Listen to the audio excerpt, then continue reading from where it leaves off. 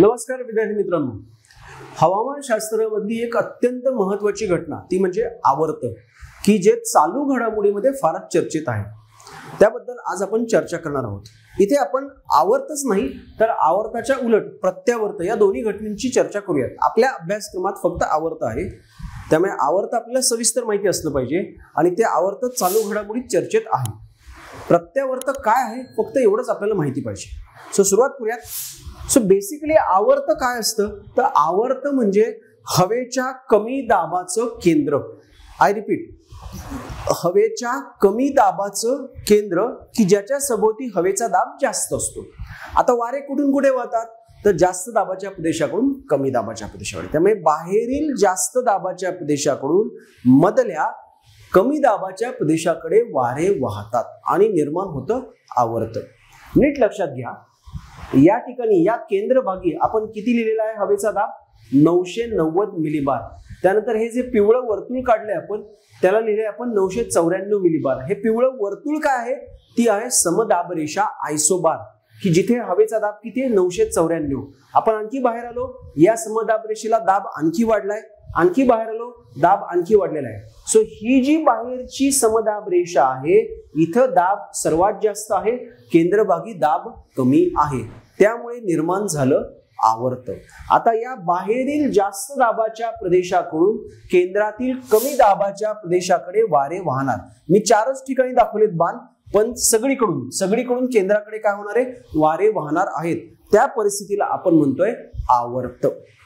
अर्थात हे वारे वाहताना त्यावर कोरिओलिस बलाचा परिणाम होणार आणि उत्तर गोलार्धात वारे उजवीकडे, दक्षिण गोलार्धात वारे डावीकडे वाहतात. या कोरिओलिस बलामुळे उत्तर गोलार्धामध्ये जर आपण विचार केला तर उत्तर गोलार्धामध्ये आवर्तामधील वाऱ्यांची दिशा अँटी क्लॉकवाईज, घड्याळाच्या काट्याच्या विरुद्ध अशी असते.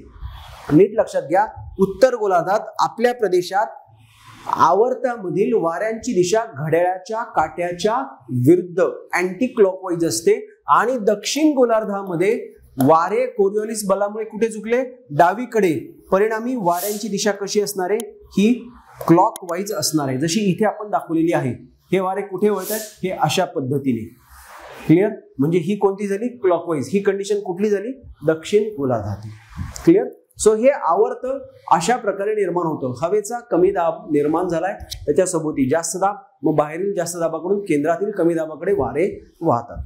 ही आवर्त 2 ठिकाणी निर्माण होतात. कोणत्या 2 ठिकाणी? उष्णकटिबंधामध्ये आणि समशीतोष्ण कटिबंधामध्ये. उष्णकटिबंधात निर्माण झालं त्याला आपण म्हणणार उष्णकटिबंधीय आवर्त ट्रॉपिकल सायक्लॉन. समशीतोष्ण कटिबंधात निर्माण झालं त्याला आपण म्हणतोय समशीतोष्ण कटिबंधीय आवर्त किंवा अतिरिक्त उष्णकटिबंधीय आवर्त. हे नीट लक्षात ठेवा, समशीतोष्ण कटिबंधात निर्माण झालेल्या आवर्ताला आपण दुसरा एक शब्द वापरतोय अतिरिक्त उष्णकटिबंधीय आवर्त, टेम्परेट सायक्लॉन, किंवा त्यालाच शब्द प्रयोग आहे आपला extra tropical cyclone. Okay, so अशा प्रकारे या आवर्तांची निर्मिती होत असते. आता या चालू घडामोडीचा मुद्दा काय तर उष्णकटिबंधीय आवर्तांची निर्मिती जागतिक तापमान वाढ, ग्लोबल वॉर्मिंगमुळे जास्त संख्येने आणि जास्त तीव्रतेने होत आहे. त्याबद्दल आपण सविस्तर माहिती उष्णकटिबंधीय आवर्तामध्ये घेऊया.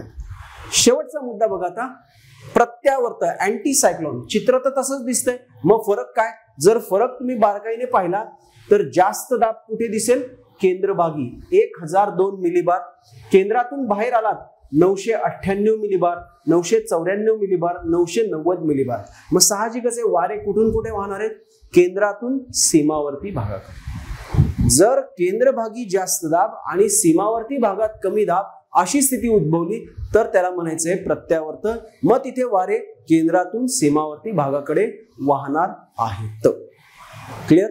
सो या 2 कंडिशन्स आपल्या दृष्टीने महत्वाच्या आहेत, विशेषतः आवर्त. त्या आवर्ताचे प्रकार आता आपण पाहणार आहोत, समशीतोष्ण कटिबंधीय आवर्त आणि उष्णकटिबंधीय आवर्त.